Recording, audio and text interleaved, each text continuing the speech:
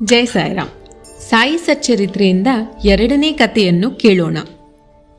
ಒಂದು ದಿನ ಶ್ರೀಮತಿ ತಾರ್ಕಡ್ ಅವರು ಶಿರಡಿಯ ಒಬ್ಬರ ಮನೆಯಲ್ಲಿ ಊಟಕ್ಕೆ ಕುಳಿತಾಗ ಅಲ್ಲಿ ಒಂದು ಹಸಿದ ನಾಯಿ ಬಂದಿತ್ತು. ಶ್ರೀಮತಿಯವರು ಅದಕ್ಕೆ ಒಂದು ಚೂರು ರೊಟ್ಟಿ ಹಾಕಿದರು.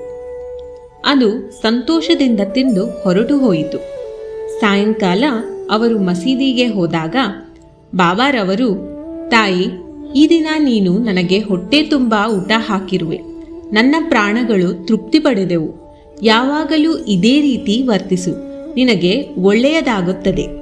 ಮೊದಲು ಹಸಿದವರಿಗೆ ಆಹಾರ ನೀಡಿ ನಂತರ ನೀನು ಊಟ ಮಾಡು ಎಂದರು. ಇದು ತಾರ್ಕಡ್ ಅವರಿಗೆ ಅರ್ಥವಾಗಲಿಲ್ಲ.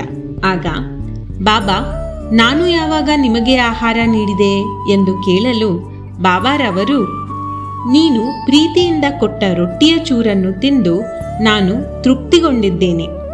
ನೀನು ಊಟಕ್ಕೆ ಕುಳಿತಾಗ ಬಂದ ನಾಯಿಯು ನನ್ನ ಅಂಶ. ಇದೇ ರೀತಿ ಇತರ ಜೀವಿಗಳೂ ಸಹ. ಯಾರು ಪ್ರಾಣಿಗಳಲ್ಲಿ ನನ್ನನ್ನು ಕಾಣುವರೋ ಅಂಥವರನ್ನು ನಾನು ಆಶೀರ್ವದಿಸುತ್ತೇನೆ. ಭೇದ ಭಾವಗಳನ್ನು ತೊರೆದು ಈ ದಿನ ಸೇವೆ ಮಾಡಿದಂತೆ ನನ್ನ ಸೇವೆ ಮಾಡು ಎಂದರು. ಸಕಲ ಜೀವಿಗಳಲ್ಲಿಯೂ ಪರಮಾತ್ಮನನ್ನು ಕಾಣಬಹುದು ಎಂಬುದೇ ಇದರ ತಿರುಳಿ.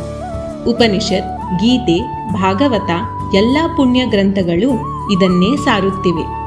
ಈ ರೀತಿ ಸಾಯಿಬಾಬಾರವರು ಉಪನಿಷತ್ತನ್ನು ಕಾರ್ಯಾಚರಣೆಯಲ್ಲಿ ತಂದರು. ಜೈ ಸಾಯಿರಾಮ್.